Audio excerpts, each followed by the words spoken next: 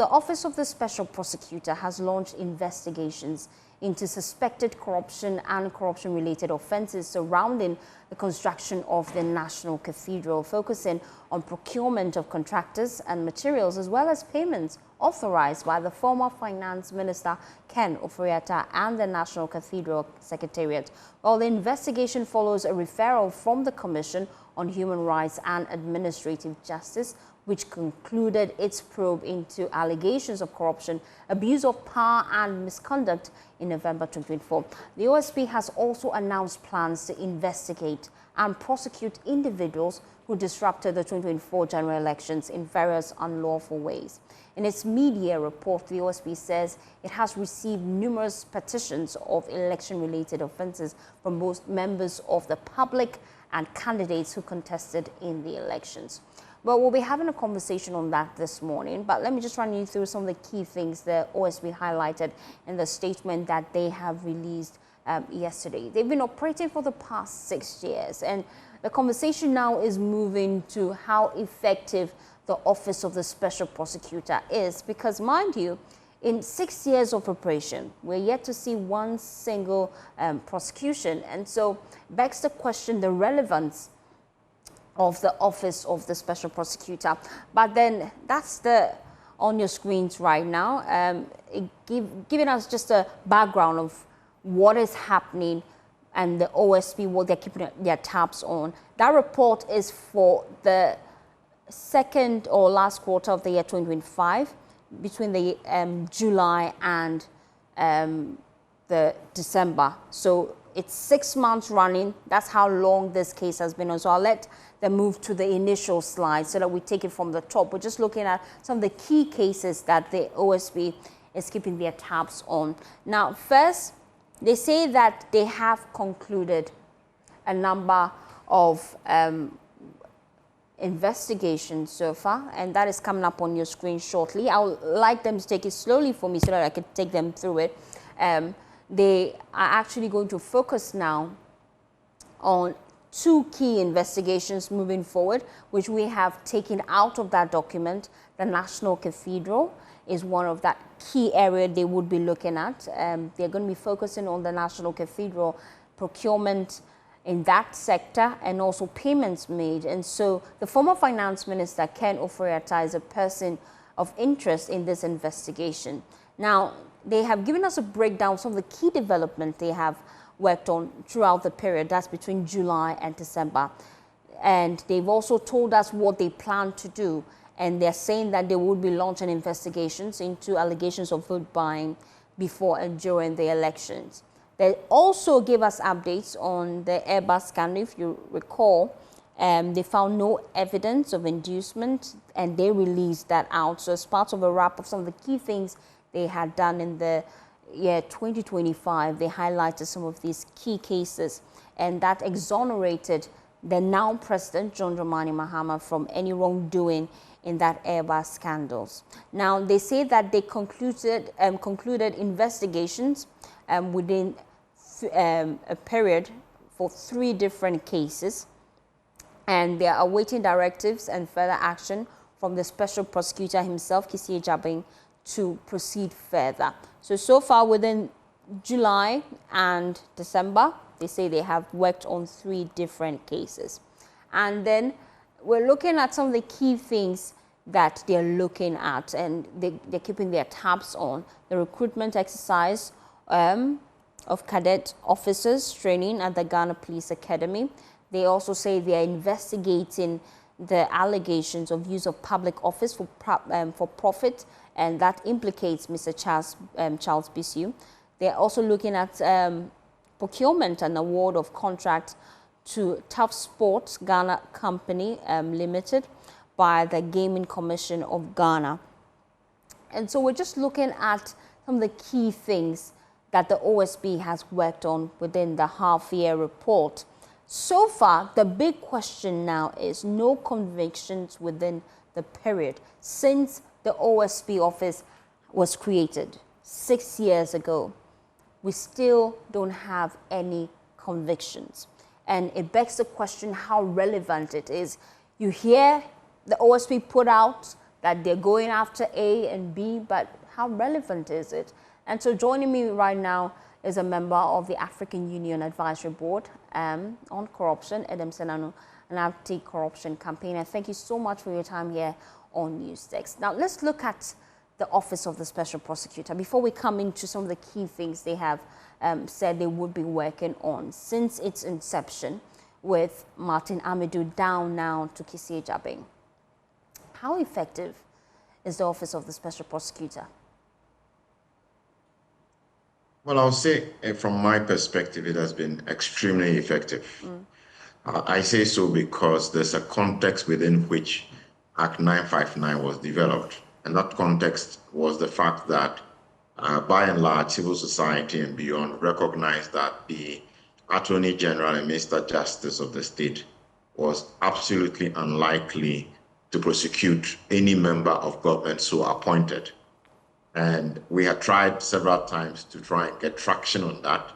We concluded that you needed somebody arm's length from the government of the day to be willing to begin to take up issues with government officers and others as well beyond the public domain, especially with high-level issues of corruption and impunity. And to that extent, we've seen that shift. That's the primary thing. Let's begin to make sure that such persons are being hauled before the law. I also say so within the context that don't forget that for the first 4 years, that office was literally manned by less than 15 people, probably just about 10. It wasn't until the last quarter of 2023 that they were given permission to now engage staff. So to all extents and purposes, that office became properly equipped in terms of capacity, labor capacity, in 2024. So if you wanted to do a real assessment, it's from 2024, they've had, let's say, 1 year of being equipped with the kind of manpower to do the work required. And yet in that space of time, they've taken quite a number of cases.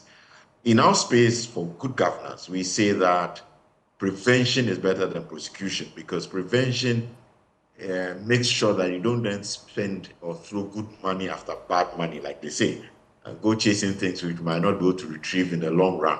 So I think that has served as a deterrent. I think it has served as a mechanism to pick up big ticket issues of corruption. It has served as a way of ensuring that persons in government have been hauled, have been investigated, and you see that the posture of governments have been uncomfortable. It's been evident to all of us that persons in government have been uncomfortable with the existence of an OSP because they know they'll come after them and they do not fear taking up these issues. So for me, it's been very effective given the context within which we decided to set it up. What's your reading into this fresh move by the OSP to investigate the issues regarding the National Cathedral and some payments made by the then Finance Minister, Ken Ofori-Atta? Looking at the timing, is it right? I think that the OSP, as you know, is an independent institution, allowed to use its discretion to decide what issues to take up at what point. I see that the issue of the National Cathedral is topical. It is relevant. Indeed, one of the expectations of the OSP was not to have a situation where issues come up and nobody seems to be responding. And so it is relevant if the OSP has decided to take up the issue on the back of the work done by Trudge, which has been very explicit in talking about contracts that ought not to have been issued and what have you. And mind you, I think it's a referral. So if there's been a referral, the documentation and the paper trail suggests that it's been put before them and they ought to act on it. And so I think it's not an issue of an unjustified timing. I think the logic of the timing makes sense within the context and within the referral. But some critics argue that really the Office of the Special Prosecutor, some of these investigations may lead nowhere, given its track record of failing to secure a single successful corruption prosecution since its inception. You agree? No, I don't agree. Why? I think that it's just like also looking at the developmental progress of any nation. If you do an assessment of the European democracies, it took them about 200 years to get to the point where people will be impressed, so to speak, with what they've achieved. Take us as a nation. How far have we come? 60-something plus years. Whatever you start, it takes time to get everything in place.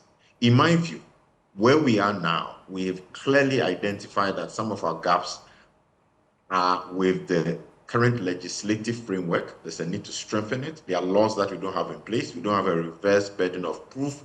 We don't have an unexplained wealth legal framework. That's important. We don't have the code of public officers conduct passed, something that would then make it distinctly clear that these are offenses and these are the sanctions to be applied if you went before a court. So the OSP may be struggling in court because the legal framework and environment has not been properly defined to assist it. I also think that we need specialized courts that will fast-track issues of good governance and corruption. That way, those courts would have people trained to understand the terrain, people willing to understand what it needs to be done to set these precedents that make it serve as a deterrent for other persons so minded to attempt to get into corruption. So I think that we should not look at the OSP as the criminal, as the offender here. You need to understand the exigencies and the challenges that they are also confronted with from a technical perspective. So we have to do work on our legal framework. In other jurisdictions, these things are clear. Look at the Cecilia Dapar case. Whilst the OSP law doesn't allow them to look into issues of unexplained wealth, etc., the Yoko law had that clause clearly spelled out, but Yoko refused to follow up. So that then, after OSP has done all the work, their mandate doesn't allow them to take the next step because the law doesn't ascribe that to them. But the Yoko law had it clearly spelled out, and yet they refrain from doing it. So we need to appreciate the legal context and the challenges being confronted. Let's do the work required to make it easier for them to get those rulings done. And by the way, issues of convictions are just one of the many indicators that ought to be used in terms of assessing the work of the OSP. Okay, in 1 minute before I let you go, what must change this time in his approach? Because he has served notice that when it comes to the banking sector crisis, he will also be looking into that. The post-election allegations of vote buying, he would be looking into that. So he's keeping his tabs on a number of issues. But what approach should be changed this time? I think that with a new government in place, we need to strongly pursue the issue of work on the legal frameworks. We need specialized courts and legal frameworks that are tighter, such that if they have to take any cases to court, there's clarity on what the crime is, the offenses, and the sanctions, and the persons involved in that court process are persons who've been trained to assist them. Then we will get better results at the conviction part of it. But I think in the other areas, they're doing quite a bit of good work in terms of investigation, in terms of administrative feedback to improving guidelines and processes that have leakages. I think that a lot of work is being done there, and they need to showcase that much better than they have done in the past, so people understand that other work which is really, really critical to good governance is also being achieved by the OSP. Thank you, Adam Senanu, an anti-corruption campaigner, for your time here on Newsdesk. Now.